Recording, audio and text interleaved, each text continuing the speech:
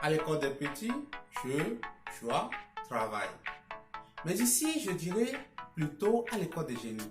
Soyez les bienvenus à l'école des génies, soyez les bienvenus à l'école des meilleurs, soyez les bienvenus à l'école de l'excellence. Ici, nous vous donnons les structures grammaticales nécessaires, les structures grammaticales dont vous avez besoin pour affronter ou bien pour apprendre la langue anglaise facilement et rapidement. On me nomme Adeyemi Ayodele. Aujourd'hui, nous allons voir le present perfect et les deux mots qui l'accompagnent souvent, c'est-à-dire since et for. Quand est-ce qu'il faut utiliser les deux? Comment est-ce qu'on utilise le present perfect? Comment est-ce que ça se forme? C'est ce que nous allons voir aujourd'hui à travers un petit cours suivi d'exercices bien expliqués. Allez, passons de l'autre côté.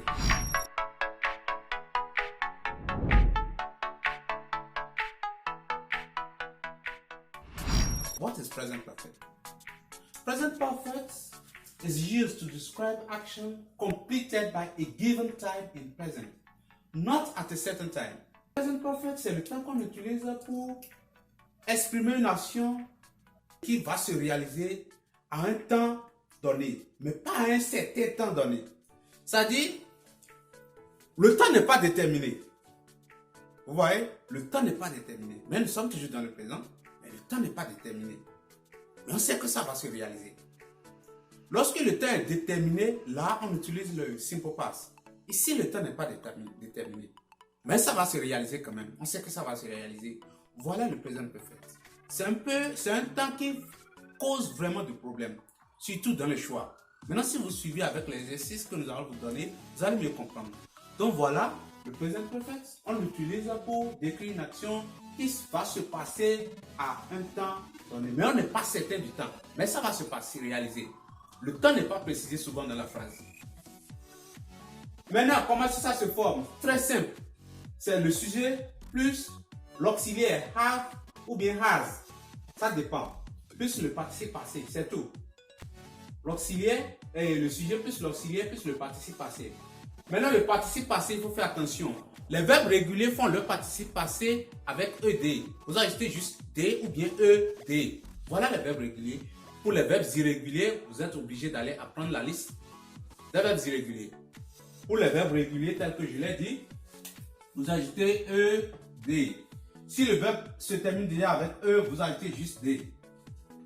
Maintenant, si c'est pour les verbes irréguliers, il n'y a pas autre solution que d'aller apprendre la liste des verbes irréguliers. Donc voilà un exemple. Sylvie has taken her medicine. Sylvie has taken. On a utilisé has parce que c'est la troisième personne du singulier ici. Sylvie. Et c'est la seule qu'on utilise has. Toutes les autres personnes, on utilise have. Donc voilà. They have eaten their meal. Okay, they have eaten their meals. Il y a certains mots qui nous permettent d'utiliser ou bien les mots qui nous font papato dans l'exercice, des mots qui nous disent qu'il faut utiliser le present perfect. On a souvent already, so far, since, for, yet, not yet, etc. Maintenant, nous allons plus faire attention à since et for, puisque eux aussi, leur utilisation dans les phrases avec le present perfect cause souvent de problèmes. Raison pour laquelle nous allons faire un peu attention à ces deux mots-là.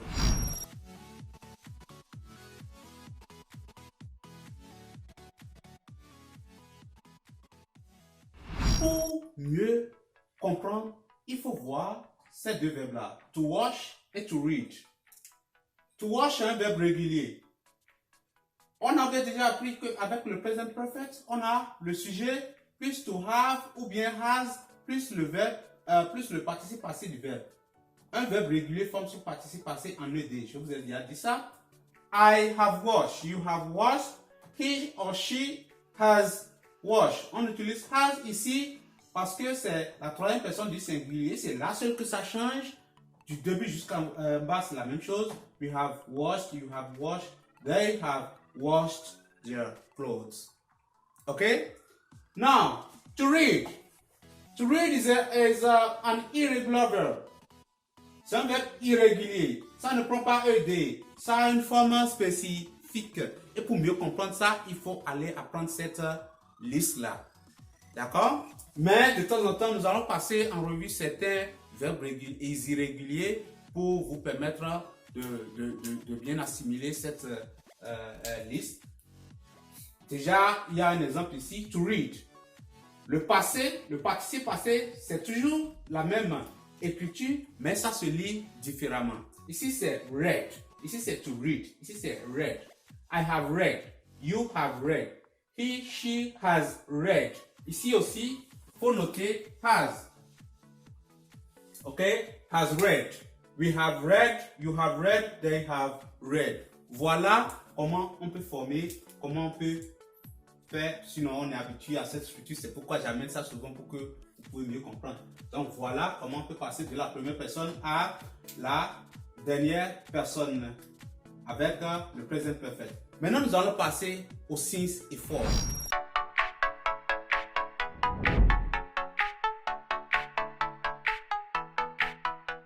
Tel que je l'expliquais, since et for sont souvent associés au present perfect. Maintenant, le choix des deux dépend de la compréhension que vous avez de ces deux mots. Par exemple, quand vous prenez since means from one definite point or period in the past till now. Ça signifie simplement que quand vous prenez le temps, since vous dit que l'action a commencé de tel, ça donne la précision, le temps, ça donne le temps. Et jusqu'à présent, donc, du moment où l'action commence jusqu'à présent, voilà ce que since vous donne. Il vous donne le début de l'action, la relation entre le début et le présent. For means a length of time till now. Length of time. Ça signifie quoi? La durée. Length of time. Ça vous donne une durée plus le présent. Ici, c'est le début. Ça donne une date précise, une précision, une date. D'accord? Jusqu'à présent. Ici, c'est la durée. Ça peut être 2 semaines, 3 semaines, 2 mois. Alors qu'ici, ça peut être lundi jusqu'à présent. Donc, voilà la différence entre les deux. It means a length of time till now. Donc, on a for 2 weeks, for 2 hours, for a long time, for months, for years. Voilà. Alors qu'ici, ça donne since yesterday. Since yesterday, on voit que l'action a commencé hier et ça affecte le présent. Now, 2 months, 2 years, on a une durée plus le présent. Alors ici, on a une date précise plus le présent. Donc voilà dans quelles conditions on peut utiliser les deux. Maintenant, nous allons passer à l'exercice.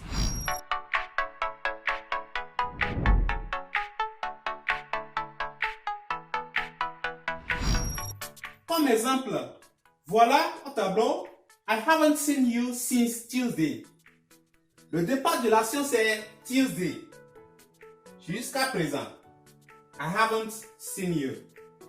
I haven't seen you for 2 days. Là, ça donnait une durée maintenant qui a rapport à now, au présent. D'accord? Donc, voilà. Voilà. I haven't seen you since Tuesday. I haven't seen you for 2 days. Okay? He has eaten since 2 o'clock. Ici aussi, il y a le début de l'action et sa relation avec un now.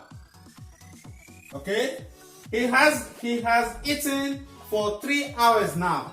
Il y a la durée, d'accord, d'une action et qui affecte le now. Donc voilà comment on peut utiliser since et for simplement. Maintenant, pour mieux comprendre, nous allons faire maintenant d'autres exercices ensemble.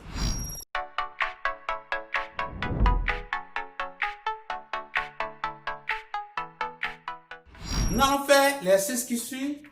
Complete each sentence with a and B. using 6 or 4. Nous allons compléter les phrases suivantes avec des mots proposés en A et en B. C'est-à-dire, nous allons réécrire ces phrases-là à chaque fois 2 fois. D'accord? En collant les mots, en reliant les mots en A et en B par X, par 6 ou bien 4. Donc, c'est ce que nous allons faire. Maintenant, on passe au numéro 1. Vous avez I haven't seen you. Point. En A, on nous a donné Christmas. Christmas. Donc, ici, on va mettre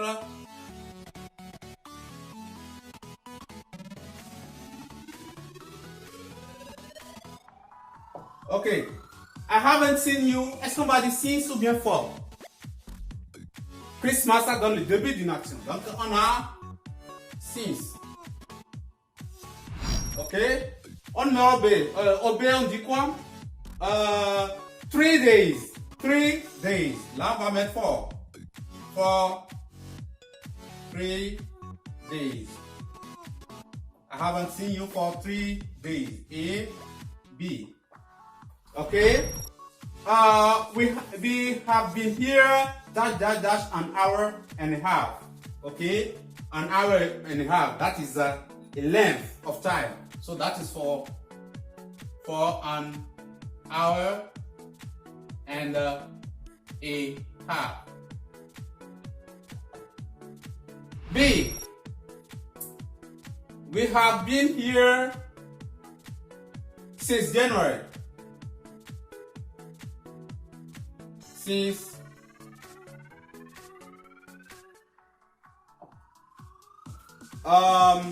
months of the year, days of the week are written with capital letters. Okay.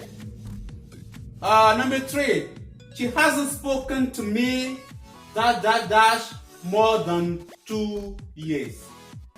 2 years. So we have A for more than 2 years. Okay. B. She hasn't spoken to me since last week. Since last week. Okay. Number 4. They haven't lived in this street. Vous pouvez toutefois mettre pause et proposer des réponses vous-même. Cela va montrer que vous comprenez vraiment ce qu'on est en train de faire. They haven't lived in this, they have lived in this street 1919. Ok, 1919. Ça donne le début. Donc on a since 1919. Okay, that is A. B. They have lived in this street the last 10 years. That is for the last 10 years. Okay. Number 5. I haven't had time to do it. I was ill. A. I was ill. That is for I was ill. Ici, ça peut... Mais il faut comprendre que ça donne... Ici, toute cette phrase, ça donne la durée. For I was ill. Pour toute cette durée de sa maladie, il n'a pas eu le temps de le faire. OK? Tout ceci exprime la durée. B. I haven't had time to do it since last Monday.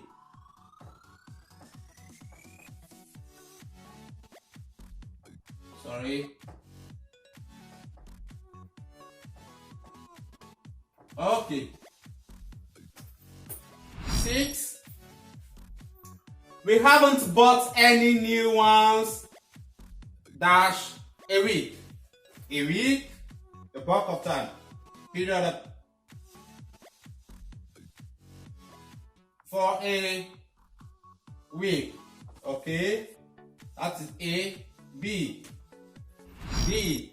We haven't bought any news once. Dash then. Since then. Okay. Number 7. There hasn't been a famine dash century. That is for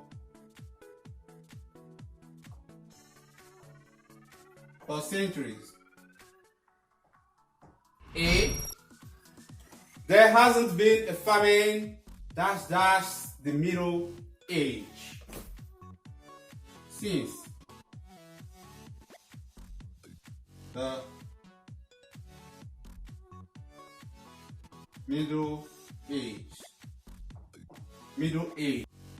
Voilà ce qui est sûr avec le peu que nous allons faire. Vous devez maîtriser le present perfect et aussi l'utilisation de since et de for. Nous sommes là pour vous. Posez-nous toutes les questions. Dites-nous ce que vous voulez apprendre et là nous allons essayer de faire quelque chose à la matière. Merci.